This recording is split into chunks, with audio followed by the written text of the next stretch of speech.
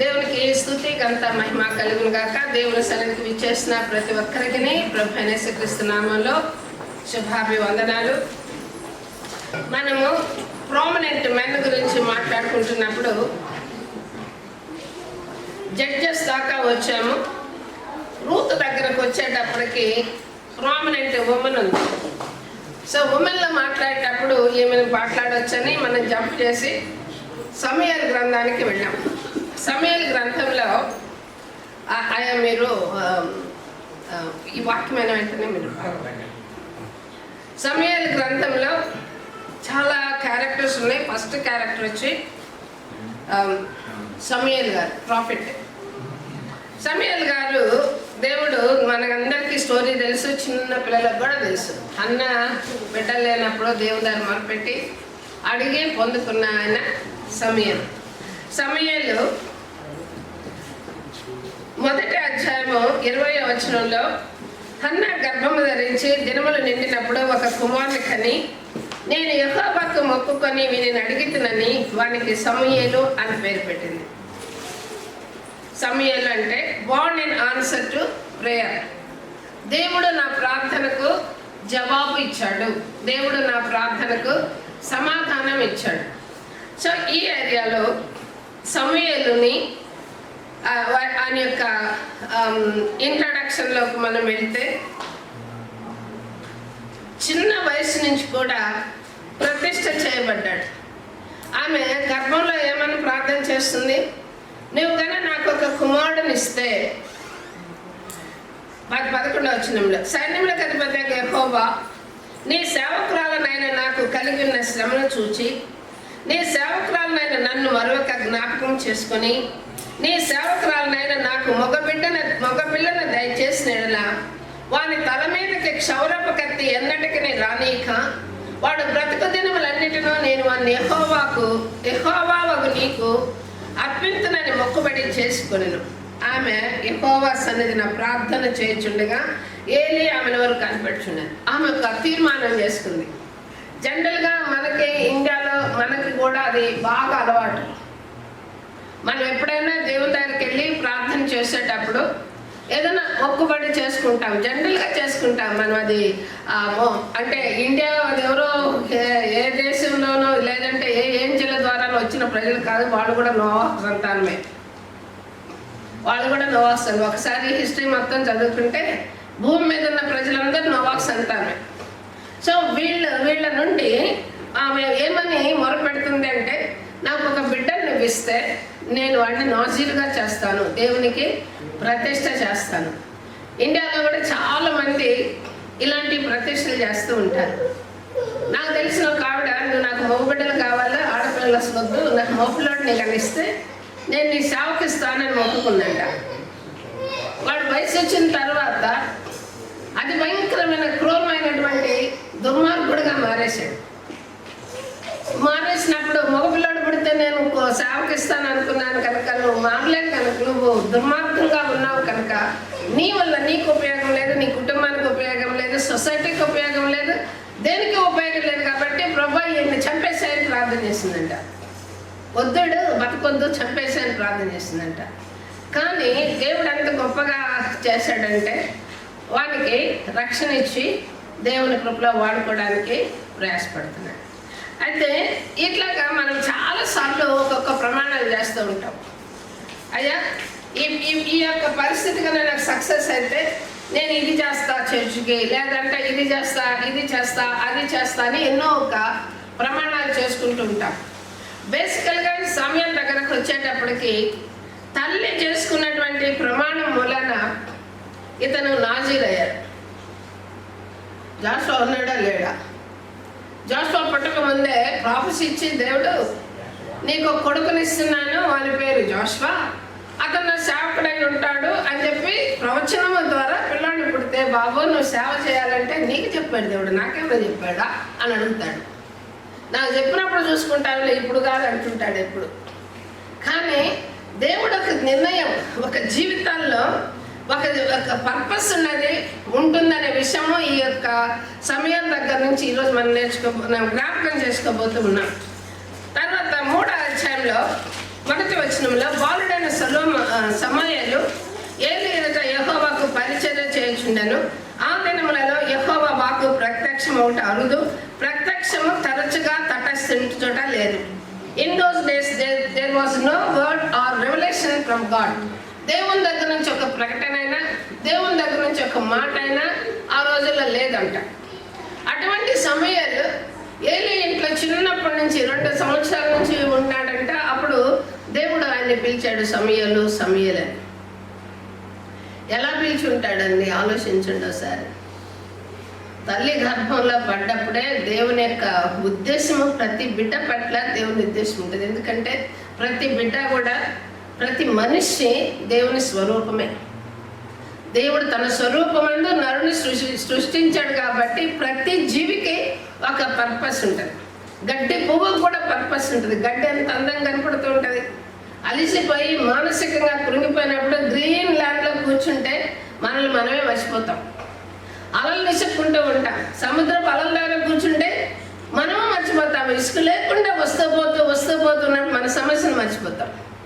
So ప్రతి ఒక్క దేవుడు సృష్టించిన ప్రతి చిన్న దానికి కూడా ఒక విలువ ఉన్నది.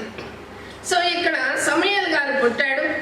వాళ్ళమ్మ ఆయన్ని 11వ వచనంలో ఏం చెప్పుకుంది? వాడి జుట్టు నేను ఉంచను, వాడు ప్రతిష్ఠ చేయబడినటువంటి వారు అని 28వ వచనంలో, కాబట్టి నేను ఆ బిడ్డను యెహోవాకు ప్రతిష్ఠించుచున్నాను, తాను బ్రతుకు దినములన్నిటినూ వాడు యెహోవాకు ప్రతిష్ఠితుడని చెప్పాను. తీసుకొచ్చింది. పాలు విడిచిన వెంటనే దేవుని ఆలయాన్ని తీసుకొచ్చింది. ఏలీ దగ్గర తీసుకొచ్చింది. యాజకుడు అయినటువంటి ఏలీ దగ్గర తీసుకొచ్చి ఆ బిడ్డని అప్పగించి వెళ్ళిపోయింది. ఫస్ట్ స్టెప్, మనం ఏమేమి తీర్మానాలు చేసుకున్నామో మనం మర్చిపోతాం, కానీ దేవుని దగ్గర అవి లిఖితమై ఉంటాయి. దేవుడు అవి వాటన్నిటి కూడా గుర్తుపెట్టుకుంటాడు. ఇంకోటి 3వ అధ్యాయం 2వ వచనంలో, 3వ అధ్యాయం మొత్తం చదువుకుంటూ పోతే దేవుడు సమూయేలుని పిలుస్తున్నాడు. దీపం ఆరిపోక మనకు సమూయేలు దేవుని మందసమున్న యెహోవా మందిరంలో పండుకొని ఉండగా యెహోవా సమూయేలును పిలిచెను. అతడు చిత్తమండి నేనున్నానని చెప్పి ఏలీ దగ్గరకు పోయి, నీవు నన్ను పిలిచితివి కదా, నేను వచ్చున్నానన్నాను. అలాగా 3 times పిలిచాడు. ఏలీ చెప్పాడు, నేను చిత్తము, నేను వించున్నాను, చెప్పయ్యా అని అడుగు అని అంటాడు. సరే, దేవుడు ఆయనతో మాట్లాడాడు. అంటే ఒకటి ఇక్కడ ఆలోచించాలి. పుట్టుకల నుంచి దేవునికి ప్రతిష్ఠ చేయబడినటువంటి సమూయేలు చిన్న వయసులోనే దేవుని యొక్క స్వరం విన్నాడు. చిన్న వయసులోనే దేవుని యొక్క స్వరం విన్నాడు. ఆయనని ఒక ప్రాఫెట్ అంటే ఎవరు? ప్రవక్త అంటే దేవుని దగ్గర నుంచి వర్తమానాన్ని తీసుకొచ్చేటటువంటి వాళ్ళని ప్రవక్తలు అంటారు. జరగబోయేటటువంటి విషయాలను, జరిగిపోయిన విషయాలను జ్ఞాపకం చేసేటటువంటి వారిని ప్రవక్తలు అంటారు. సో క్యారెక్టరిస్టిక్స్లో ఫస్ట్ స్టెప్ ఏంటంటే, ఈ యొక్క సమూయేలు గారు ప్రవక్తగా ఫస్ట్ దేవుడాన్ని, ఫస్ట్ ప్రవక్త, first prophet and last judge of Israel. ఆఖరి న్యాయాధిపతిగా ఉన్నాడు. ఆయన బిడ్డలిద్దరిని కూడా న్యాయాధిపతులుగా చేసినప్పుడు ప్రజలు పోయి, నీ కుమారులు మాకు న్యాయాధిపతులు వద్దు, ఇంకా అన్యులందరికీ రాజులు ఉన్నారు, మాకు కూడా రాజు కావాలని సమూయేలు దగ్గర మొరపెట్టినట్లు మనం చూస్తాం. కనుక సమూయేలు దగ్గరకు వచ్చేటప్పటికి 2వ ఏరియాలో దేవుడు ఆయన్ని యాజకుడిగా చేశాడు. ఏలీ కుమారులు అక్రమం చేస్తూ ఉన్నప్పుడు దేవుడు ఒక ప్రవక్తను పంపించి, ఒక దేవుని మాటలు చెప్పేటటువంటి వాళ్ళని దీర్ఘదర్శకులు అనేవాళ్ళు. అప్పుడు రాబోయేటటువంటి విషయాలని చెప్పేటటువంటి వాడు. ఆయన పంపి ఏలీ దగ్గరకు ఒక మాటను హెచ్చరిక చేస్తాడు, నీ కుమారులు సరిగా లేరు, సరిచే నీ కుమారులు అని అన్నప్పుడు వాళ్ళ పిల్లలు నిన్నుని పిలిచి సమూయేలు ఏం మాట్లాడతాడు చూడండి. 2వ అధ్యాయం 25వ వచనం, నరునికి నరుడు తప్పు చేసిన ఎడల దేవుడు విమర్శ చేయను, కానీ ఎవరైనా యెహోవా విషయంలో పాపము చేసిన ఎడల వాని కొరకు ఎవడు విజ్ఞాపన చేయను. ఒకసారి మనం ఆలోచించుకోవాలి. ఈ మాటని అండర్లైన్ చేసుకోవాలి మన జీవితంలో. నరునికి నరుడు తప్పు తప్పు చేస్తే దేవుడు వ్యాజ్యమాడతాడు, దేవుడు ఖచ్చితంగా వ్యాజ్యమాడతాడు. కానీ దేవునికే తప్పు చేస్తే, ఇక్కడ వీళ్ళందరూ కూడా కుమారులు ఇద్దరు కూడా ఏలి యొక్క కుమారులు ఫినెహస్, హఫ్ని ఇద్దరు కూడా దేవునికి వ్యతిరేకంగా పనిచేస్తున్నందువలన మందసము పట్టబడింది, వాళ్ళు చనిపోయారు, ఏలి కూడా చనిపోయినాడు. ఇదంతా కూడా ఈ యొక్క సమూయేలు ద్వారా దేవుడు ఏలికి బయలుపరుస్తాడు.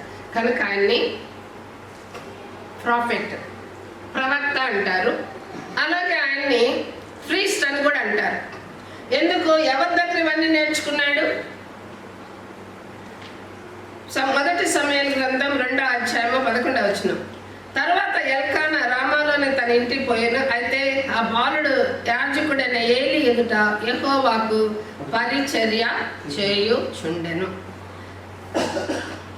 26వ వచనంలో బాలుడకు సమూయేలు ఇంకనూ ఎదుగుచు యెహోవా దయందును మనుషుల దయందును వర్ధిల్లుచుండెను.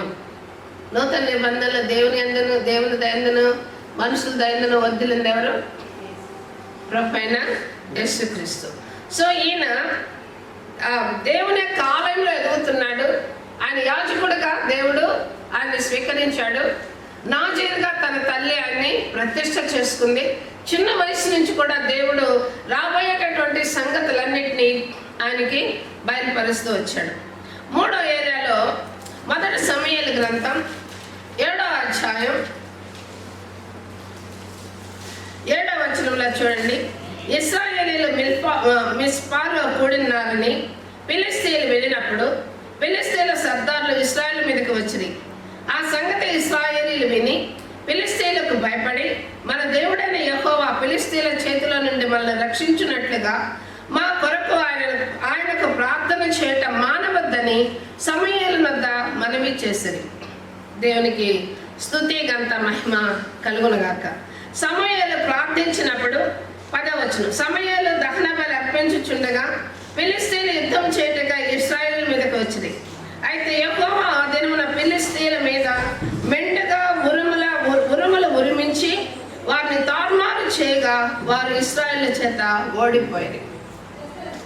ఈ ఏరియాలో ఇశ్రాయేలీయుల నిమిత్తం ఎవరు ప్రార్థన చేశారు? సమూయేలు ప్రార్థన చేసేటటువంటి వాడు. దేవునికి సేవ మాత్రమే కాదు, దేవుని సన్నిధిలో ఇశ్రాయేలు ప్రజలందరూ తరపున విజ్ఞాపనలు చేసి ఇశ్రాయేలులకు వచ్చేటటువంటి శోధనలన్నింటిలో కూడా జయము పొందేలాగా ఈయన చేస్తున్నారు. So he is a powerful in prayer. మంచి ప్రార్థనా పరుడుగా ఉన్నారు. 4వ ఏరియాలో 9వ అధ్యాయము 6వ వచనంలో ఇదిగో ఇక్కడ స్టోరీ. ఈ ప్రజలందరూ ఏమన్నారు? మాకు రాజు కావాలన్నారు. సరే, రాజు కావాలంటే దేవుని దగ్గరకు వచ్చాడు, దేవుని దగ్గర దుఃఖపడ్డాడు. వాళ్ళు నన్ను విడిచిపెట్టారయ్యా, నిన్ను కాదని చెప్పి దేవుడు కూడా నొచ్చుకున్నాడు. సరే, ఎనివే నువ్వు రాజులో ఒకరిని తీసుకురామన్నారు. సౌలుని దేవుడు ఏర్పాటు చేసుకున్నాడు. సౌలు యొక్క తండ్రి యొక్క గాడుల పైన ఆటలు ఎత్తుక్కుంటూ వచ్చారు. ఒక సిచ్యువేషన్ ఒక వ్యక్తిలో కలుగుతుందంటే, దేవుని ఏర్పాటు ఎప్పుడైతే ఒక కుటుంబంలో ఒక వ్యక్తి పట్ల జరుగుతున్నాయి అంటే ఏదో సంథింగ్ దేవుడు ప్లాన్ చేశాడు. మన జీవితంలో సంథింగ్ ఒక ప్లాన్ ఉంది అని మనకు అర్థం అవ్వాలి. ఇక్కడ ఎప్పుడైతే సౌలుని రాజుగా చేయాలని అనుకున్నాడో గాడిదలు పోయినాయి, వెతుక్కుంటా వచ్చారు. ఆయన సౌలు యొక్క స్నేహితుడు లేదా పనివాడు. ఇప్పుడు ఈయన అడుగుతున్నాడు, మన గాడిదలు వెళ్ళిపోయినాయి, మా నాన్న మా కొరకు చింతిస్తాడు, మనం ఇంకా రిటర్న్ అయిపోదామంటున్నాడు సౌలు యొక్క దాసుడు అంటున్నాడు, ఇదిగో ఈ పట్టణంలో దైవజనుడు ఒకడు ఉన్నాడు, అతడు బహుగనుడు, అతడు ఏ మాట చెప్పునో ఆ మాట నెరవేరును, మనం వెళ్ళవలసిన మార్గమును అతడు మనకు తెలియజేయనేమో, అతని యొద్దకు వెళదాం రండి అని చెప్పారు. సో దేవుని దగ్గర పోతున్నారు వీళ్ళు. 9వ వచనంలో ఇప్పుడు ప్రవక్తను పేరునందు వాడు పూర్వము దీర్ఘదర్శి అనిపించుకొనెను, పూర్వము ఇశ్రాయేలీయుల దేవుని యొద్ద విచారణ చేయుటకై ఒకడు బయలుదేరిన ఎడల మనము దీర్ఘదర్శిని యొద్దకు పోవుదుము రెండని జనులు చెప్పుకుంటా వాడుక. కనుక అందరూ ఎవరైనా దేవుని మాట చెప్పేవాళ్ళు ఉన్నారేమో, పోదామని. నేను ఈ కంట్రీకి వచ్చిన కొత్తల్లో మా కాలేజీ ఆఫ్రికన్ కాలేజ్. అక్కడికి వచ్చిన పాస్టర్లందరూ దేవుడు నీకు మాట చెప్తున్నాడు, దేవుడు నీకు మాట చెప్తున్నాడు అనేవాళ్ళు. నేను అనుకునేదాన్ని, నాకు తెలిసేది కాదు, ఇంత డీప్గా నాకు తెలుసు. ప్రవచనాల గురించి నాకు 40 ఏళ్ళ నుంచి తెలుసు. ఎందుకంటే నేను 18 years నుంచి 7 giftsతో ఉన్నాను. దేవుడు నన్ను 18 years నుంచి వాడుకున్నాను. 18 yearsకి నేను పరిశుద్ధాత్మ పొందుకున్నాను. 23 years అప్పుడు నేను 7 gifts పొందుకున్నాను. ప్రవచనం నాకు తెలుసు, వరాలు తెలుసు, నా భాషలు తెలుసు, భాషలు ట్రాన్స్లేషన్ తెలుసు, దెయ్యాలకు ఎలాగా ప్రేయర్ చేయాలో తెలుసు, దెయ్యాలు పట్టినప్పుడు మనుషులు ఎలా బిహేవ్ చేస్తారో కూడా తెలుసు. 7 వరాలతో ఇచ్చాడు. ఒక వరం వచ్చి బైబిల్ని చదవడము, బైబిల్ని అండర్స్టాండ్ చేసుకోవడము, బైబిల్ని టీచ్ చేయడం. ఇది నాకు మొదటి నుంచి నాకు బైబిల్ తెలియదు కాబట్టి దేవుని దగ్గర బ్రతిలాడి ప్రార్థన చేస్తే 7 days ఉపవాసం ఉండి దేవుడు నాకు బయలుపరిస్తే 7 days ఫాస్టింగ్ అయిన తర్వాత నాకు ఇచ్చిన 7 gifts. ఆ 7 giftsతోనే దేవునితో నడవడానికి, నేను దేవునిలో నిలబడటానికి నేను దేవుడు నా కోసం, నా కుటుంబం కోసం నేను ప్రార్థన చేసుకున్నాను. నేను ఈ సంఘాల కోసం, లేదంటే నాకేదో పేరు ప్రఖ్యాతలు రావాలని, నేను లండన్ రావాలా, చర్చి పెట్టాలి, వీటన్నిటి కోసం నేను ప్రార్థన చేసుకోవాలి. నాకు అజ్ఞానిని, నాకు వాక్యం తెలియదు, నాకు జ్ఞానం కావాలి ప్రభు అని దేవుని దగ్గర ప్రార్థన చేసుకున్నాను.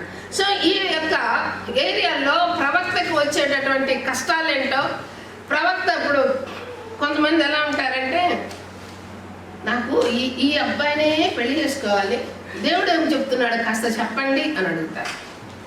వాళ్ళ ఉద్దేశాలు ఏముంటాయి? నేను ఈ అబ్బాయినే పెళ్లి చేసుకోవాలి. దేవుని ఉద్దేశాలు అలా ఉంటాయి. ఇక్కడ మనిషిలో 3 స్పిరిట్స్ క్రియేట్ చేస్తాయి. దేవుని ఆత్మ క్రియేట్ చేస్తుంది, పరిశుద్ధాత్మ క్రియేట్ చేస్తుంది, మనుష్యాత్మ క్రియేట్ చేస్తుంది. మనుషులు ప్రవచనాలు చెప్తారు, దురాత్మ ప్రవచనాలు చెప్పిస్తారు, దేవుని ఆత్మ కూడా ప్రవచనాలు చెప్పిస్తారు. సో మనుషులకు ఎవరైతే ఈ యొక్క ప్రవచన వరం కలిగి ఉన్నదో వాళ్ళకి విశేషమైనటువంటి భక్తి ఉండాలా, పవిత్రత ఉండాలా, దేవునితో నిత్యం ఒక సంబంధం ఉండాలి. ఇలాంటి సంబంధాలు లేకుండా వాళ్ళ ఇష్ట ప్రకారమైన కోరికలు కోరినప్పుడు ఇసుకపోయి ప్రజలు ఏమంటారు, దేవుడు చేస్తాడులేమ్మా అంటారు. మీరు అది చెప్పారు, అది జరగలేదు కనుక ఆమె రాంగ్ ప్రాఫిట్ అనేటటువంటివి కూడా చెప్తూ ఉంటారు.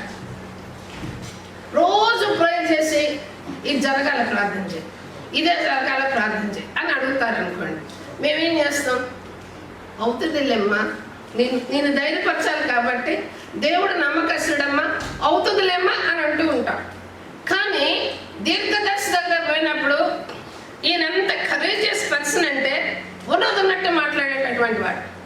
సౌలుని దేవుడు ఏర్పాటు చేసుకున్నాడు, సౌలుని రాజును చేసుకున్నాడు. ఎంత స్ట్రాంగ్గా మాట్లాడతాడో చూడండి. 13వ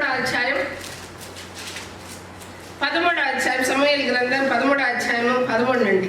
అందులో సమూయేలు ఇట్లను, ఈ యొక్క సౌలు పోయాడు, అమాలేకులతో యుద్ధం చేశాడు, అమాలేకులను ఓడించాడు, దేవుడు సహాయం చేశాడు. విలువైనటువంటి వాటిలన్నింటినీ అమాలేకుల దగ్గర నుంచి దేవుడు శపించినటువంటి దాన్ని ఈయన తెచ్చుకున్నాడు. గొడ్లను ఎడ్లను తెచ్చుకొని వీటిని దేవునికి బలి కంటాడు. దానికి ఈయన సమూయేలు ఒక ప్రాఫెట్, ఒక నార్మల్ దైవజనుడు, ఒక రాజు, దేశాన్ని పరిపాలించే రాజు, అన్ని పవర్స్ ఉన్నటువంటి వాడు, ఏమైనా చేయగలడు. జెజబెల్ నుంచి పారిపోయినటువంటి ఏలియా ప్రవక్త దడుచుకొని ఆ యొక్క గృహంలో దాక్కున్నాడు. సో రాజుల చేతిలో పవర్ ఉంది. అటువంటి రాజు దగ్గర పోయి సమూయేలు ఏమంటున్నాడు, అందులో సమూయేలు ఇట్లను, నీ దేవుడని యెహోవా నీకు ఇచ్చిన ఆజ్ఞను గైకొనక నీవు అవివేకపు పని చేసేటివి. నీ రాజ్యమును ఇశ్రాయేలీయుల మీద సదాకాలము స్థిరపరచుటకు యెహోవా తరచి ఉండెను. అయితే నీ రాజ్యము నిలవదు. యెహోవా తన చిత్తానుసారమైన మనస్సు గల అతను కనుగొని ఉన్నాడు. నీకు ఆజ్ఞాపించిన దాన్ని నీవు గైకొనపోతేవి కనుక యెహోవా తన జనుల మీద అతనిని అధిపతిగా నియమించును. ముఖం మీద చెప్పేస్తున్నాడు, నువ్వు దేవుని మాటకు లోబడలేదు కనుక నిన్న దేవుడు త్రోసివేసి ఇంకొకటిని ఏర్పాటు చేసుకున్నాడు. అప్పుడు రాజు ఏం చేయాలా, నువ్వు నాకు నెగటివ్ మాట్లాడతావా, అని చెప్పి ఏం చేయాలి, ఆ ప్రాఫిట్ని చంపాలి జజ్బెల్ లాగా. కానీ సౌలు ఏం చేయాల, సౌలు కూడా అభిషేకింపబడినవాడు కాబట్టి భయంతో వణుకుతో గమనున్నాడు. ఆయన యొక్క జలసి మొత్తం కూడా దావీదు మీద తీర్చుకోవడానికి సిద్ధపడ్డాడు. ఈ ఏరియాని మనం స్టోరీ చదవట్లేదు కాబట్టి ఈయన served as a prophet, served as a priest, powerful in prayer, obedient and devoted in his life and courageous to speak the word of God. ధైర్యంగా దేవుని మాటను మాట్లాడగలరు. Faithful to God. ఎంత ఫెయిత్ఫుల్ అంటే హెబ్రీ గ్రంథకర్త కూడా ఈయన యొక్క ఫెయిత్ గురించి రాసినట్టు న్యూ టెస్టిమెంట్లో రాసినటువంటి ఏరియా. హెబ్రీలకు రాసిన పత్రిక 11:32.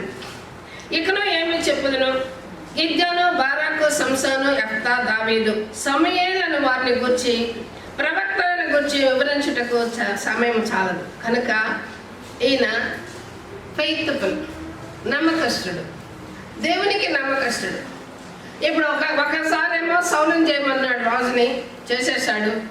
సౌలు తన యొక్క స్థితిలో నిలబడలేదు. కానీ వెంటనే దావీదుని కూడా చేయమన్నాడు, దావీదుని కూడా చేశాడు. అలాంటప్పుడు ఈయనకి ఎంత కష్టం రావాలి? ప్రాఫిట్స్కి చాలా కష్టం. నేను చాలా ఏరియాల్లో ప్రాఫెసీల గురించినటువంటి చెప్పేటటువంటి జనరల్గా డిజర్నింగ్ స్పిరిట్లో దేవుని సన్నిధిలో నిలబడి ముఖం చూస్తే వాళ్ళ హార్ట్ ఏం చదువుతుందో మొత్తం చదవగలం, మొత్తం చదువుతాం.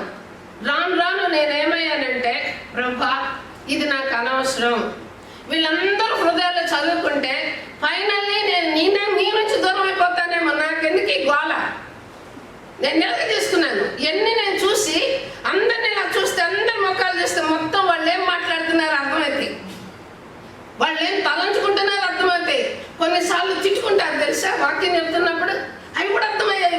బిగినింగ్లో అస్సలు నేను నో ఫాదర్, నా కళ్ళొద్దు, ఈ ప్రాఫిట్ కళ్ళొద్దు, నీ కళ్ళు నాకి. ఆయన కళ్ళు ఏంటంటే ఎప్పుడు మంచిని చూసే కళ్ళు ఆయన. నీ కళ్ళు నాకి, నీ కళ్ళు నాకి, నీ కళ్ళు నాకి. వాళ్ళు ఇలా గిల్లుకొని ఇలా గిచ్చుకొని జోకులు వేసుకుంటే నేను చూసి నుంచి నిలబడి చెప్పలేను ప్రాబ్లం. అట్లా బతిలాడుకున్నాను దేవుణ్ణి. ఇద్దరు కూర్చొని ఇలా అనుకుంటా ఉంటారు. అప్పుడు నాకు ఎలా ఉంటుంది, ఈ చూసి చూసి చూసి ఈ ప్రాఫిట్ల బతుకులు నాకెందుకు, ఒక శాకురాలు బతుకులు నాకే ప్రభా, ఈ వరాల సంగతి దేవుడారు కానీ వాటిని పక్కన పెట్టాను. ఇంకా కొన్ని విషయాలు ప్రాఫిట్స్. ఒక ఆమె వచ్చి ప్రార్థనకు వచ్చింది. ఎందుకు ప్రాఫిట్స్ గురించి చెప్పాలంటే మన లైఫ్లో కొన్ని అర్థం అవ్వాలి మీకు. అసలు పాత రోజుల్లో ప్రాఫిట్స్ ఎలా ఉన్నారు, ఇప్పుడు మనకి దొంగ ప్రవక్తలు ఎలాగా సంఘాల్లో దూరుతున్నారు అనేది మీకు బాగా అర్థం అవ్వాలి. ఒక ఆమె ప్రార్థనకు వచ్చింది. నేను చాలా యంగ్, 23 years. మనుషుల యొక్క ప్రవర్తన పూర్తిగా ఏమాత్రం తెలియనటువంటి మా ఇంట్లో నాతో ప్రార్థన చేయండి. వాళ్ళ పెద్దోళ్ళు తలుపులు సరే కూర్చున్నాం. ప్రేయర్లో కూర్చోగానే ఆమె విషయాలన్నీ చూశాను. చూసి ప్రవచన చెప్పేశాను, నువ్వు ఈ ఏరియాలో నువ్వు సరి చేసుకుంటేనే తప్ప వాడికి తలనొప్పి, వాళ్ళ అబ్బాయికి ఎప్పుడు తలనొప్పి. అది ఎందుకు వచ్చిందో నాకు తెలుసు. సో నేను చెప్పాను, సోన్స్ ఏరియా ఉంది నీ దగ్గర, ఈ ఏరియాను నువ్వు మానుకుంటే నీ బిడ్డ స్వస్థపరచబడతాడు కనుక నేను ప్రార్థన చేస్తాను అనగానే ప్రార్థన అంది. అంటే నీ చిన్నదాన్ని కదా, ఆవిడ పెద్దోళ్ళు. సరే పోయింది, మా పాస్టర్ దగ్గర పోయింది. మా పాస్టర్ దగ్గర పోయి అయ్యా పాస్టర్ అస్సలు నాకు చాలా విషయాలు తెలియదు, ఆ అమ్మాయికి వెలుగుదూత పట్టింది అన్నది. వెలుగుదూత పట్టింది, ప్రవచనాలు చెప్తుంది అని చెప్పేసింది. మా పాస్టర్ పెంటెకోస్తల్ పాస్టర్. నేను ఆదివారాలేమో బ్యాప్టిస్ట్ చర్చ్కి వెళ్తాను, శనివారం ఏమో పెంటెకోస్తల్ చర్చ్కి వెళ్తాను. ఎందుకంటే నాకు పెంటెకోస్తల్ నచ్చలేదు, అసలు క్రిస్టియన్స్ నచ్చలేదు ఆ టైంలో. అందుకని ఎక్కువచ్చింది ఈ బాధ అంతా. దేవుడు కావాలి కాబట్టి చర్చిలు 2 చర్చిలకి వెళ్ళాను. మా పాస్టర్లు ఏం చేశారంటే ఒక ప్రాఫిట్ని పిలిపించారు విజయవాడ నుండి. ఆ ప్రాఫిట్ వచ్చింది, చుట్టూ కూర్చున్నారు. ఒక 15 మంది దాకా కూర్చున్నారు. మా సిస్టర్లు, బ్రదర్లు, పెద్ద పెద్ద తల్లులు, ప్రాఫిట్లు, పెద్దవాళ్ళు అనమాట. వాళ్ళందరూ చుట్టూ కూర్చున్నారు. ఆ ప్రాఫిట్ నన్ను సెంటర్లో కూర్చోబెట్టారు. ఆ ప్రాఫిట్ మొదలేసింది ఏమని, నువ్వు పుట్టినప్పుడు నీకు ప్రాణం లేదు, నేను నీకు ప్రాణం ఇచ్చానని, నేను పుట్టిన దగ్గర నుండి నన్ను దేవుడు ఎప్పుడు ఎలాగ వాడుకున్నారు అని మొత్తం చెప్పి నీకు నా యొక్క ఫ్యూచర్ లైఫ్ను కూడా నేను ఘనంగా వాడుకోబోతున్నానని చెప్పింది. నా ఇక్కడ లైఫ్ గురించి కూడా చెప్పింది. ఆఫ్టర్ 40-50 years దాకా ప్రభు ఆమె ద్వారా మాట్లాడి, అప్పుడు పాస్టర్ వచ్చి, అమ్మ సారీ, నీ మీద సోన్స్ వ్యక్తి నాకు కంప్లైంట్ చేసిందమ్మ. సో ఇలాంటివి కూడా ప్రాఫిట్స్కి వస్తాయి. మరి ఇలాంటప్పుడు సౌలు దావీదును రాజుగా ఏర్పాటు చేసుకున్నాడని చెప్పగానే సౌలు ఏం చేయాలా? సొలొమోన్ గారిని, సమూయేలు గారిని, ఆయన దావీదుని శూలంతో గుచ్చాలనుకున్నాడు. కానీ సౌలు సమూయేలుని కూడా గుచ్చాలి కదా. దేవుడు మేఘంతో కప్పుతాడు తన బిడ్డల్ని. దేవుడు ఎప్పుడు కూడా తన బిడ్డల్ని మహిమ మేఘంతో కప్పుతాడు. సో ఇంకొక ఏరియా ఆయన చాలా ఫెయిత్ఫుల్. ఆయన సర్వీస్ చేసేటప్పుడు 3 ఏరియాలు నేను మీకు ఖచ్చితంగా జ్ఞాపకం చేయాలి. 9వ అధ్యాయం 17వ వచనం. 9:17. సౌలు సమూయేలునకు కనబడగానే యెహోవా, ఇతడే నేను నీతో చెప్పిన మనిషి, ఇదిగో ఇతడే నా జనులను ఏలునని అతనితో సెలవిచ్చాడు. సౌలు దగ్గరకు వచ్చేటప్పుడు అలాగా సెలవిచ్చాడు. దావీదు దగ్గరకు వచ్చేటప్పుడు ఎలా సెలవిచ్చాడు చూడండి. 16వ అధ్యాయము 12-13 చదువమ్మా. 12. అతడు వారిని పిలువనపించి లోపలికి తోడుకుని వచ్చును. అతడు ఎర్రవాడును, చక్కని నేత్రముల గలవాడును, చూచుటకు సుందరమైన వాడై ఉండెను. అతడు రాగానే, నేను కోరుకున్నవాడు ఇతడే, నీవు లేచి వారిని అభిషేకించుమని యెహోవా సెలవీయగా, సమూయేలు తైలపు కొమ్మును తీసి వారి సహోదరుల ఎదుట వారిని అభిషేకం చేసెను. నాట నుండి యెహోవా ఆత్మ దావీదు మీదికి బలముగా వచ్చెను. చాలమ్మా. ఇప్పుడు దేవుడు దావీదుని అభిషేకించమన్నప్పుడు సమూయేలుకి ఏం కలగాలి? భయం కలగాలి కదా. కానీ ఆయన ఎంత కరేజియస్ అంటే సేవ విషయంలో ఇండస్ట్రియస్ ఇన్ గాడ్స్ సర్వీస్. దేవుని పని కదా నేను చేస్తున్నాను. ఇలాంటివి చాలా వస్తాయి ప్రాఫిట్కి. ఒక సందర్భంలో నాకు కూడా వచ్చింది. ఎన్ని నలిగి అందుకే నేను ఎప్పుడు అంటాను, చక్రం ఉంటుంది కదా, చెరుకులు రసాలు తీసే చక్రాలు, అలాగా 40 ఏళ్ళు పిండాడు ప్రభు నన్ను. సలోమి ఇలాగా దేవుని దగ్గర వచ్చి ఉంది అని అంటే సలోమి రోషం లేదా, ఉప్పు లేదా, కారం లేదా కాదు, నాకు చాలా ఉన్నాయి. అన్నిటిని పీల్చి ఉత్త చప్పకట్టం చేసి లండన్ తీసుకొచ్చాడు ప్రభు. ఉత్త చప్పకట్ట, నేను ఒట్టి చప్పకట్టను అనమాట. దేవుని యొక్క స్పిరిట్లో దేవుని బిడ్డగా వాడబడుతున్న చప్పకట్టను అంతే. సలోమి లేదు అసలు. ఇక్కడ మనిషి స్వభావము లేదు, విపరీతమైన కోపము, అంటే టాలరెన్స్ అనేది లేనప్పుడు ఒక్కసారి బయటకు వచ్చామంటే ఇక బాధ రోజులు గుర్తొస్తాయి అనమాట. కానీ దేవుని దగ్గర మనం ఎంతైనా చచ్చేంత వరకు కూడా మనము ప్రార్థన చేసుకో. అందుకనే విస్తారమైన పొలంలో నుండి నాయనా నీ దర్శనంలో నుండి మేము అప్పుడప్పుడు తొలగిపోతూ ఉంటాము, దయ చూపించు అని ప్రార్థన చేసాం. 1 క్రానికల్స్ 9వ అధ్యాయము 22వ వచనం. గుమ్మముల యొద్ద ద్వార పాలకులుగా ఏర్పడిన వీరందరూ 212 వీరు తమ గ్రామంలో వలసిన తమ వంశావళి చొప్పున సరిచూడబడి, వీరు నమ్మదగిన వారిని దావీదును దీర్ఘదర్శక సమూయేలును వీరిని నియమించింది. కేవలం ప్రవచనాలు మాత్రమే చెప్పడానిక సమూయేలు ఉన్నాడు?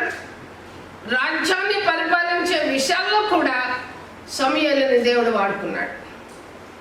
సమూయేలుకి జ్ఞానం ఇచ్చి దేవుడు వాడుకున్నాడు. సో 7 పాయింట్లు సమూయేలు గారి చాలా ఉంటాయి, 7 పాయింట్లు మాత్రమే తెచ్చాను.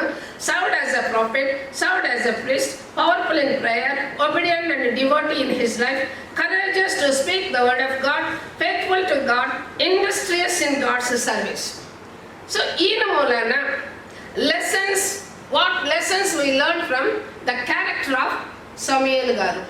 మన మొదటి నుంచి హానోకు దగ్గర నుంచి ఒక్కొక్క ఏరియాలో వాళ్ళలో ఉన్న వీక్నెసెస్, వాళ్ళలో ఉన్న స్ట్రెంగ్స్ మనం చూసుకుంటూ మన వీక్నెస్ ఏంటి, మన స్ట్రెంగ్స్ ఏంటి, మనం ఎలాగైతే అన్నింటినీ ఓవర్కమ్ చేయాలి.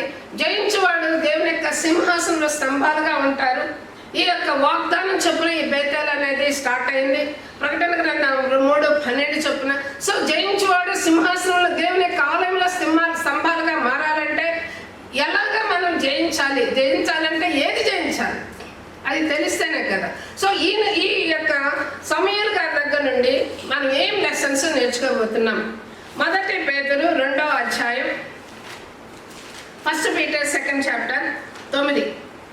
అయితే మీరు చీకటిలో నుండి ఆశ్చర్యకరమైన తన వెలుగులోనికి మిమ్మల్ని పిలిచిన వాని గుణాతిశయములను ప్రచురము చేయ నిమిత్తము ఏర్పరచబడిన వంశమును, రాజులైన యాజక సమూహమును, పరిశుద్ధ జనమును, దేవుని సొత్తైన ప్రజలై ఉన్నారు. ఇక్కడ ఓన్లీ ద పాస్టర్ల గురించి మాట్లాడుతున్నాడా పేతురు? క్రైస్తవుల గురించి మాట్లాడుతున్నాడా? మీ క్వశ్చన్ అది. పాస్టర్ల గురించి మాట్లాడుతున్నాడా, క్రైస్తవుల గురించి మాట్లాడుతున్నాడా అపోస్తలుడైన పేతురు? ప్రతి క్రైస్తవుని గురించి. ప్రతి క్రైస్తవులు ఎలాంటి వాళ్ళంట? ఎందుకు పిలిచాడు? పర్పస్ ఏంటి? చీకటిలో నుండి ఆశ్చర్యమైన తన వెలుగులోనికి పిలిచిన వాని గుణాతిశయములను ప్రచురించుటకు.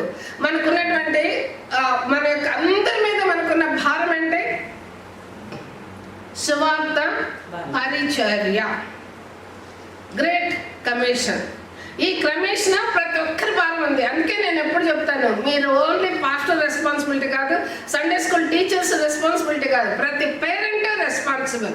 ఎందుకంటే నెక్స్ట్ జనరేషన్కి సువార్తను అందించాల్సిన బాధ్యత టీచర్ల పేరెంట్స్ మీద ఉంది, సండే స్కూల్ టీచర్ల మీద ఉంది, సంఘం పాస్టర్ల మీద కూడా ఉంది. అలానే మేము ఏం చేయాలో ఎంకరేజ్ చేయాలి. పేరెంట్స్ మీ పిల్లలకు టీచ్ చేయండి.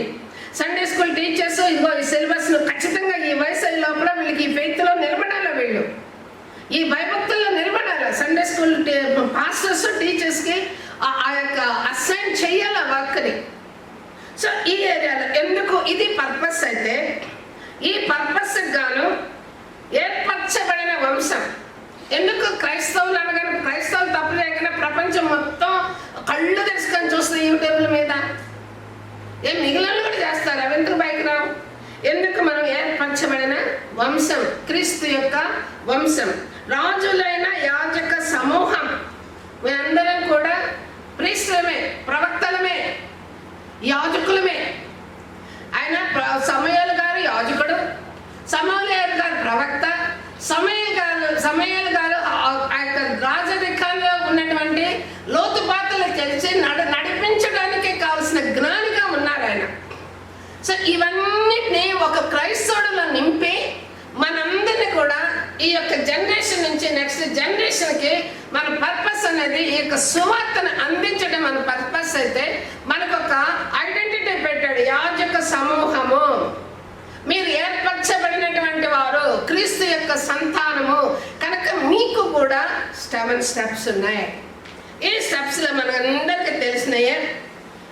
ప్రతి మనిషికి ఒక పర్పస్ ఉంది. ఇప్పుడు కూడా చెప్తున్నాను. ఇప్పుడు ఆమె పుట్టగానే సమూయేలు హన్న పుట్టగానే బిడ్డని నాజీర్ చేసింది.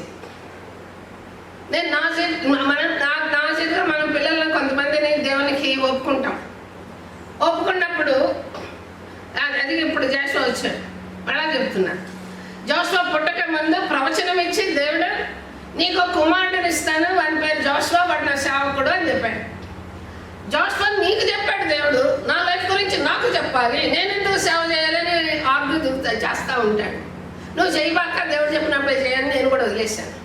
సో ఇక్కడ ఈయన 7 స్టెప్స్లో ఫస్ట్ స్టెప్ ఏంటి? God has a plan for each person. మన జీవితాల్లో ప్రతి ఒక్కరి పట్ల కూడా ఒక ప్లాన్ ఉంది. మనం అనుకుంటాం నా పట్ల ఏం ప్లాన్ ఉంది, ఖచ్చితంగా ప్లాన్ ఉంటుంది. వ్యర్థంగా ఏ ఒక్క వ్యక్తి భూమి మీదకి రాడు. ఒక దుర్మార్గుడు అంటే వాని ద్వారా దుర్మార్గమైన పనులు చేయడం అనేది వాని యొక్క జీవితంలో రాసిపెట్టినది. సో ఇక్కడ దుర్మార్గుడు వారి దుర్మార్గుని విడిచిపెడితే నేను ఆనందిస్తానని హెస్కేల్ గ్రంథంలో వ్రాయబడింది.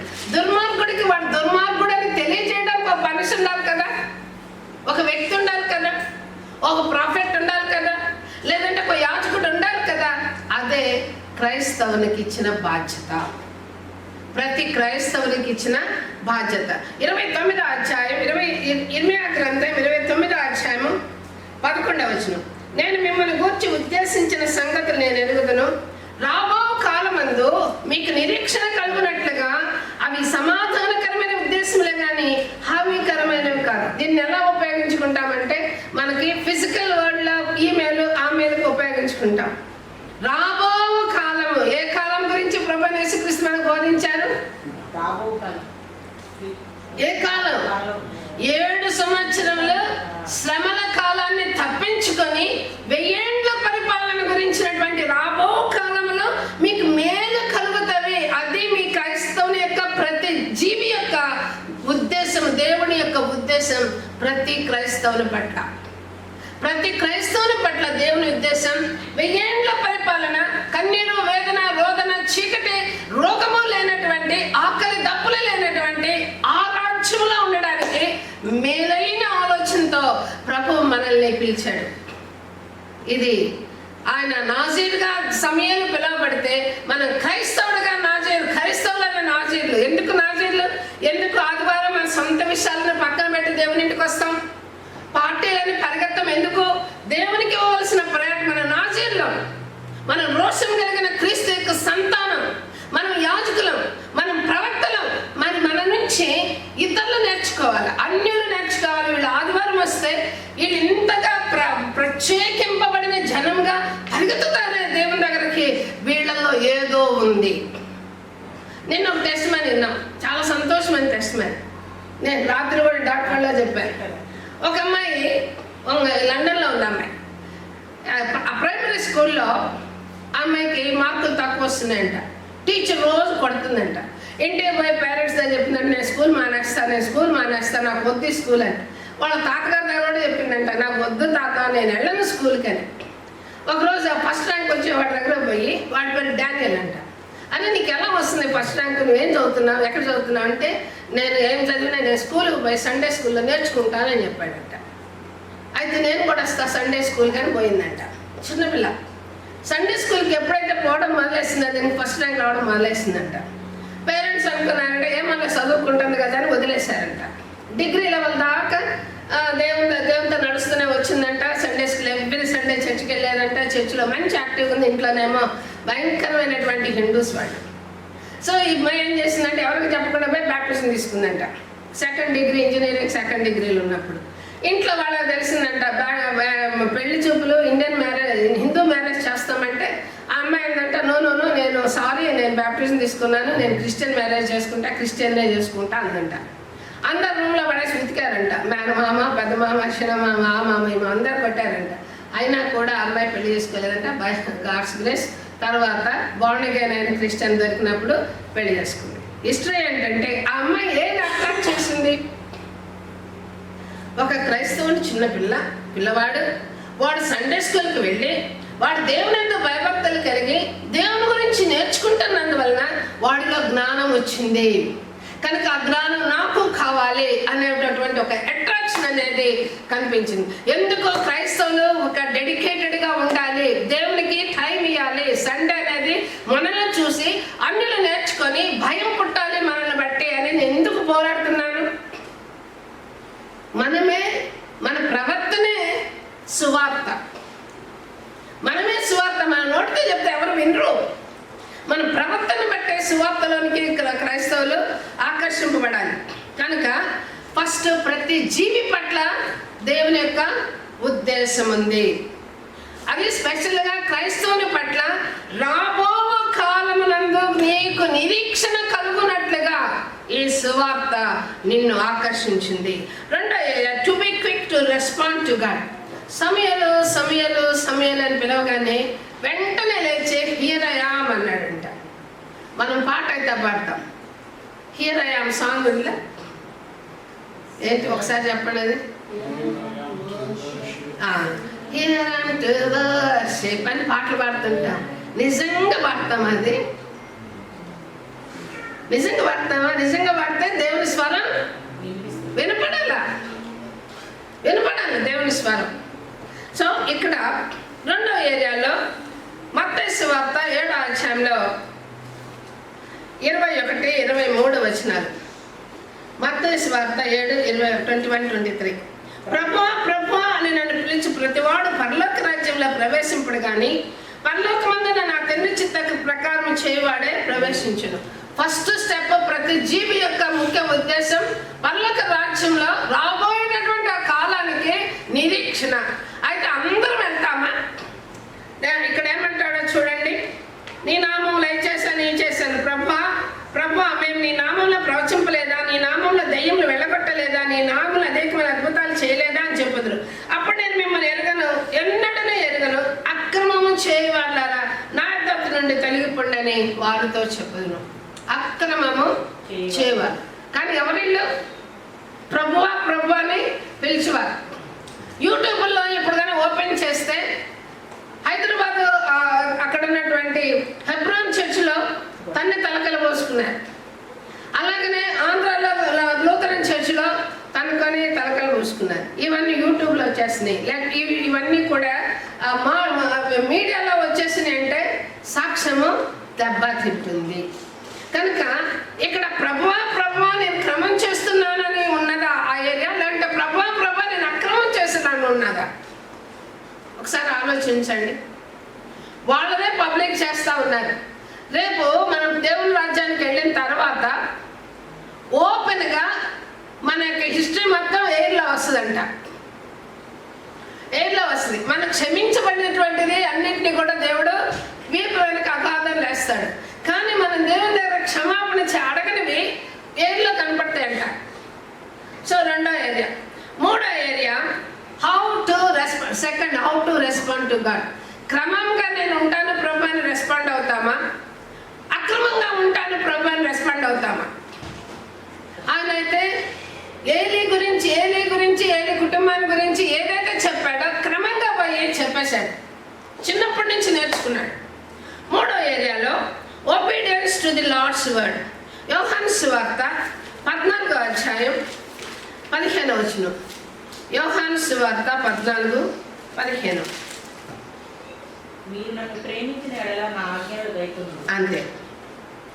ఇంగ్లీష్లో 14:15. If you love me, keep my commandments. అంతే. ఇప్పుడు మనం దేవుని దగ్గర ఒబీడియన్స్గా ఉన్నామంటే ఆయన సమూయేలు గారు ఎంత ఒబీడియంట్గా ఉన్నాడు? భయపడ్డాడా? సౌలుకి ఏమైనా భయపడ్డాడా? లేదా సొసైటీకి ఏమైనా భయపడ్డాడా? దేవుడు చెప్పింది చెప్పుకుంటూ పోయినాడు.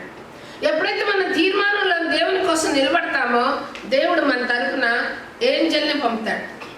సమయాలు ప్రార్థన చేయగానే ఉరుములో మెరుపులో వచ్చి ఆ సైన్యం అంతా కూడా గజిబిజి అయిపోయిందంట. కన్ఫ్యూజన్ క్రియేట్ చేశాడంట అక్కడ దేవుడు.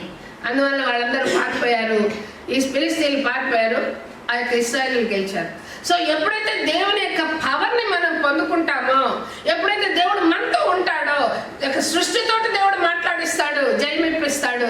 మనుషులు దూతలను పంపి 80,000 మందిని కూడా ఒక్క నైట్లో దూత చంపగలిగింది. అలాంటి మెరకల్స్, అలాంటి జయాల్ని ప్రభు మనకిస్తాడు. ఎలా రెస్పాండ్ అవుతున్నాం మనం? దేవుని కోసం రెస్పాండ్ అవుతున్నామా? 3 ఒబీడియన్స్గా ఉంటున్నామా? 4 ఫెయిత్ఫుల్ టు ది లార్డ్. లూకాసు వార్త ఎలాంటి ఫెయిత్లో మనం ఉన్నాం? 16:10.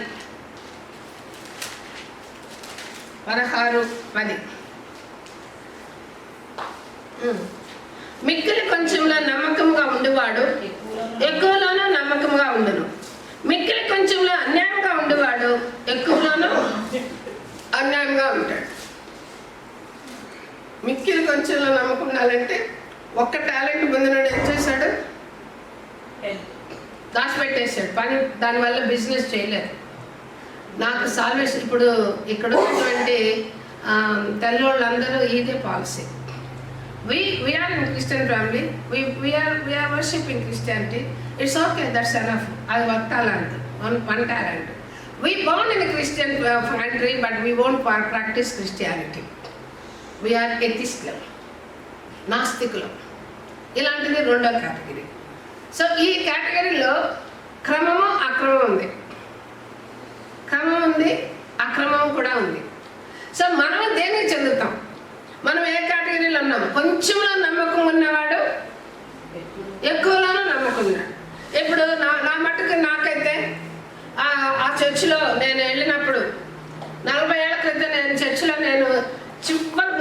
అడిగాను, ఈ ఇంత ప్లేస్ ఇచ్చావు చాలు ప్రభా, నాకు దిస్ ఈజ్ ఎనఫ్ అని అక్కడే ఆనందించాను. సంవత్సరాల తరబడి నేను ఎవ్వరికి నేను అసలు ఇంట్రొడక్షన్ కూడా లేదు నా గురించి. నేను ఎప్పుడు వస్తానో చర్చికి, ఎప్పుడు పోతానో కూడా ఎవరో తెలియదు. చర్చి స్టార్ట్ అయిన తర్వాత టైం చూసుకొని అందరు ముసుగులేసి కళ్ళు మూసుకునే టైంకి వచ్చేదాన్ని. అందరు కళ్ళు తెరిచి ముసుగులు తీసేటానికి అసలు డిజైపర్ అయిపోయేదాన్ని. అసలు ఉండేదాన్ని కాదు. ఎందుకంటే నాకు ఇచ్చిన దాంట్లో నేను నమ్మకంగా ఉంటాను. నాకు సాల్వేషన్ ఇచ్చావు, నాకు సాల్వేషన్ చాలు, నాకు సాల్వేషన్ ఇచ్చావు, ఎంతకన్నా నాకు ఇంకేం వద్దు. అంత దాంట్లో మనం నమ్మకంగా ఉంటే మనల్ని దేవుడు నిత్యంగా ఆయన పనిలో వాడుకుంటాడు. ఆయన పనిలోనే మనల్ని వాడుకుంటాడు. Next area, to be courageous believer. ఆయన ఎలాగా కరేజియస్గా, ప్రాఫిట్గా, దీర్ఘదర్శుడిగా తను ఎలాగైతే దేవుని మాటలు ఖచ్చితంగా చెప్పగలిగాడో అలా మనం కూడా. 2 Timothy 1st chapter 7th verse. దేవుడు మనకు శక్తియు, ప్రేమయు, ఇంద్రియ నిగ్రహం గల ఆత్మయే ఇచ్చిన గాని పిరికితనము గల ఆత్మ ఇయ్యలేదు. ఎప్పుడైతే పేతురు కానీ 11 మంది ఏం చేశారు, యేసుక్రీస్తుని పట్టుకోగానే అందరూ పారిపోయారు. కానీ ఎప్పుడైతే పరిశుద్ధాత్మను వాళ్ళు పొందుకున్నారో క్రీస్తు కోసం హతసాక్షులయ్యారు. అంటే మనకి పిరికాత్మ, దేవుని ఆత్మ మనం నిజంగా పొందుకున్నామంటే మన శరీరాన్ని మనం జయించుతాం, మన కోరికలను మనం జయించుతాం, ఇతరుల కోసము, సువార్త కోసము ప్రయాసపడతాం. అది నిజమైన భక్తి. దానికి అటువంటి ఆత్మని ఆ యొక్క ఇంద్రియ నిగ్రహం కలిగిన ఆత్మను మనకి ఇచ్చారు. కాబట్టి 2000 సంవత్సరాల నుంచి సువార్త ఒక జనరేషన్ నుంచి ఇంకో జనరేషన్కి వస్తుంది. 6వ point, continue seek the lord for your spiritual growth. కంటిన్యూగా దేవుణ్ణి చూడాలంట. అంటే ఇప్పుడు పాస్టర్ ఏదైనా అన్నాడు అనుకోండి, పాస్టర్ మీద కోపంతో మనం ఏం చేస్తాం? జనరల్గా ఏం చేస్తాం? First Peter 2nd chapter 5th verse. యేసు క్రీస్తు ద్వారా దేవునికి అనుకూలములకు ఆత్మ సంబంధమైన బలులను అర్పించుటకు, పరిశుద్ధ యాజకులుగా ఉండుటకు మీరు సజీవమైన రాళ్ల వలె ఆత్మ సంబంధమైన మందిరముగా కట్టబడుచున్నాం. అసలు బిలీవర్ అంటే మన యొక్క ఫెయిత్లో మనకు ఉండవలసినటువంటి క్యారెక్టర్ ఏంటి? అందరు క్రిస్టియన్స్ని బిలీవర్ అనరు, తెలుసా లేదా మీకు? అంటారా?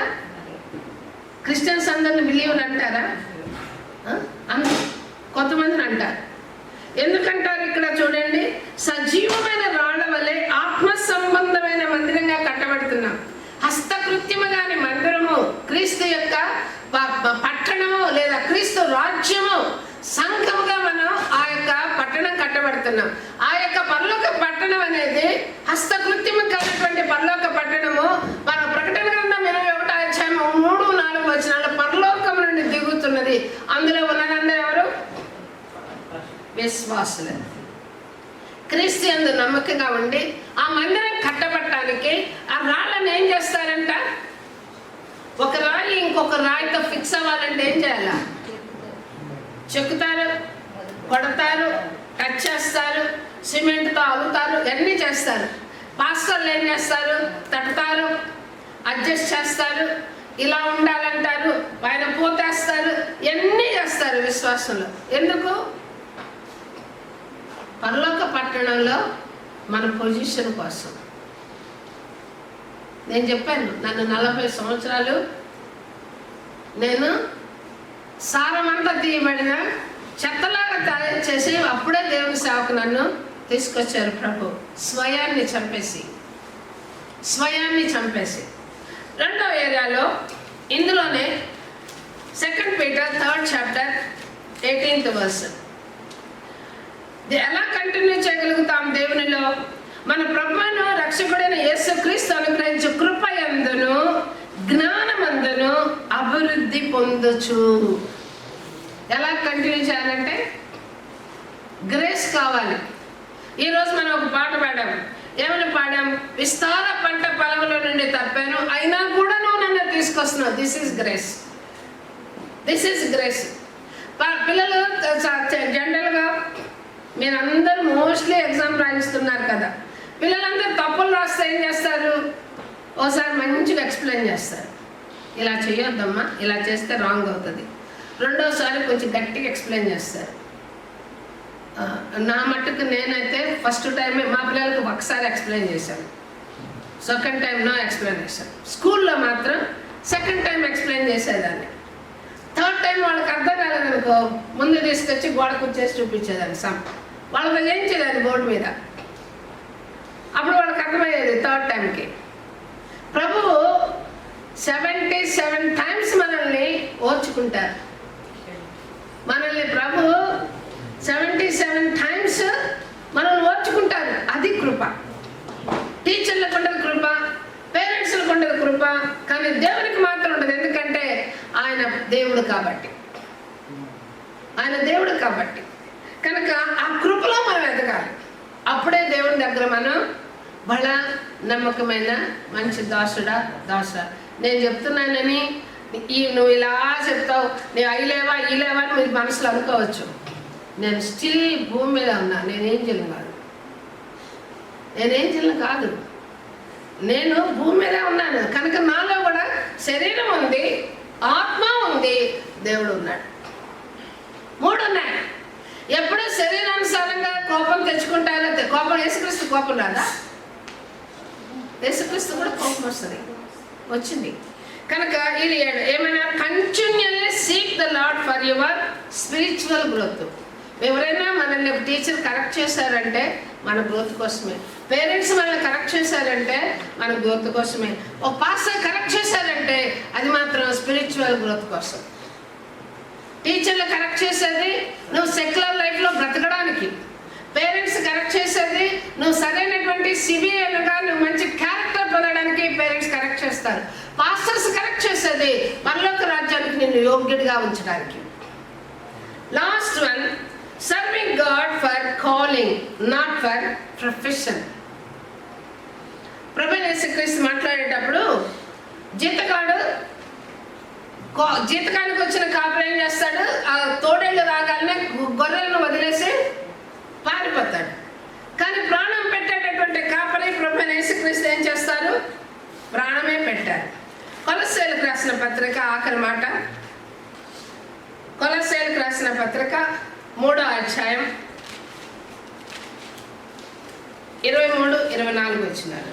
చదవండమ్మా. ప్రభు వలన స్వాస్థ్యమును ప్రతిఫలముగా పొందుదమని ఎరుగుదుము కనుక మీరేమి చేసినను అది మనుషుల నిమిత్తము కాక ప్రభు నిమిత్తమని మనస్ఫూర్తిగా చేయండి. మీరు ప్రభు అయిన క్రీస్తునకు దాసులై ఉన్నారు. ఆమేన్. మనం ఎవరికి దాసులం? చర్చికి, పాస్టర్లకి, స్కూల్కి, టీచర్లకు కాదు. మనం ఎవరికి దాసులం? మనందరం క్రైస్తవులం, అందరం క్రీస్తుకు దాసులం. క్రీస్తుని ధరించాం. మనం క్రీస్తుని ధరించినందువలన క్రీస్తు యొక్క ఆజ్ఞల్ని మనం ప్రేమిస్తున్నాము అంటే ఆయన ఆజ్ఞల్ని మన హృదయంలో దాచుకొని ఆయన ఆజ్ఞలు అనుసరించి క్రమముగా నడిచి, సమయాలైతే ఎలాగైతే దేవుని ద్వారా తల్లి ద్వారా నాజీరుగా చేయబడ్డాడు, దేవుని ద్వారా శ్రేష్టమైనటువంటి ప్రవక్తగాను, దీర్ఘదర్శిగాను, నాయకుడిగాను, న్యాయాధిపతిగాను, దేవుడు పరిపాలన యోగ్యుడిగాను దేవుడు ఆయన వాడుకున్నాడు. కనుక ప్రియమైన వాళ్ళారా, మనం ఏం నేర్చుకున్నాం ఈరోజు? మనం ఏం జ్ఞాపకం చేసుకున్నాం? లేచి నిలబడదాం. మనం ఏం జ్ఞాపకం చేసుకున్నాం? సమూయేలు ఒక ప్రవక్త, మేం కాదు అనుకోవద్దు. ఎందుకంటే పేతురు ఏం చెప్తున్నాడు? యాజక సమూహం అంటున్నాడు. మనల్ని యాజక సమూహం, మనము ప్రవక్తలమే, మనము యాజకులమే. దేవుడు మనతో కూడా మాట్లాడుతున్నాడు. దేవుని యొక్క సన్నిధిలో మనం నిలిచున్నాం, ఆయన దాసులుగా నిలిచున్నాం. దేవుని దగ్గర మన తీర్మానం ఎలా ఉంది? నీ జీవితాన్ని గురించినటువంటి ఒక ప్లాన్ ఉంది, దేవునికి ఒక పర్పస్ ఉన్నదని నిజంగా నువ్వు నమ్ముతున్నావా? అందుకే దేవుడు నిన్ను పిలిచినాడు. ఈ రోజు నువ్వు ఈ సన్నిధికి వచ్చావంటే ఇది యాక్సిడెంటల్ కాదు, ఇది దేవుని యొక్క పిలుపు. నమ్ముతున్నామా? ఎలాగ రెస్పాండ్ అవుతున్నాం? సమయాలు నిద్రపోతున్న చిన్న బిడ్డ ఐఎమ్ హియర్ అంటున్నాడు. ఈరోజు మనం ఎలా రెస్పాండ్ అవుతున్నాం? నా ఇష్టమైన రీతిగా నేను రెస్పాండ్ అవుతాను అనుకుంటే మనం దేవుని దాసులం కాలేం కదమ్మా. ఎలా దేవునికి మాటలకి లోబడుతున్నాం? దేవుడిచ్చిన కొంచెం దాంట్లో నమ్మకంగా ఉన్నామా?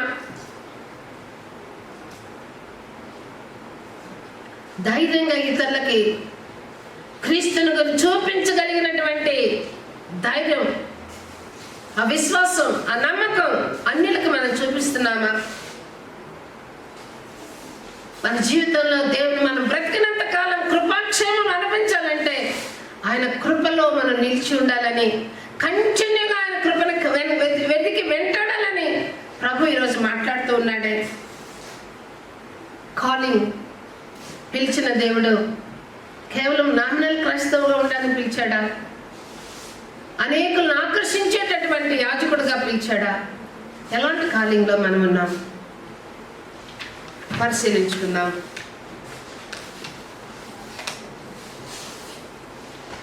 ఒక నిమిషం దేవుని సన్నిధిలో మన మనసును పరిశీలిస్తూ దేవునితో మాట్లాడదాం.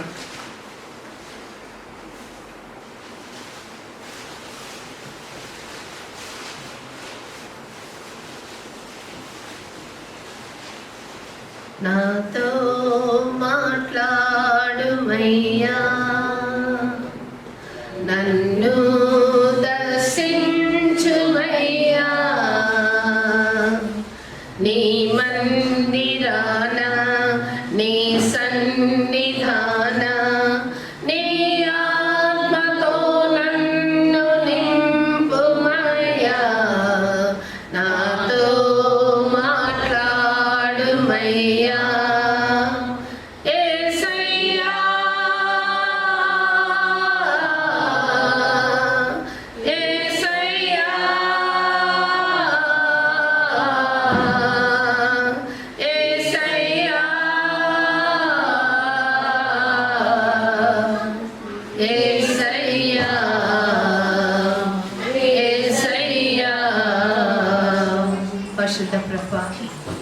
మీరు మాట్లాడితే నా తండ్రి రాళ్ళు సహా మీకు ఆన్సరిస్తే నాయన, మీరు మాట్లాడితే ప్రభా పక్షులు కూడా నేను స్తుతిస్తే ప్రభా, మీరు మాతో మాట్లాడి నాయన మేము నీకు ఇష్టలుగా ఉండనట్లుగా ఈ దినమంది నా ప్రభా నీ ప్రేమతో మమ్మల్ని అలంకరించి మేము బ్రతిలాడుతూ నాయన సమయాలు నా ప్రభా ప్రవక్తగా పిలిచావు, దీర్ఘదర్శిగా పిలిచావు, నీ దాసుడుగా పిలిచావు నాయన. నీ దాసుడు వినిచున్నాడు అంటున్నాడు ప్రభా. ఆ రీతిగా దాసులుగా మమ్మల్ని మేము తగ్గించుకుంటున్నాం ఫాదర్. దయతో నా తండ్రి నీ కృపను, నీ దయను, నీ కనికరాన్ని మా మీద నుంచి మా జీవితాలు నా ప్రభా ప్రతి ఒక్క కాలం అంతా కూడా నిన్ను మాత్రమే స్మరించి స్తుతించే భాగ్యం దయచేయమని బ్రతిలాడుతూ మనకరా నేను వేస్తున్నాను అడిగి పెట్టుకుంటున్నాం తండ్రి. ఆమేన్. Praise the lord. మనందరం కూర్చున్నాం.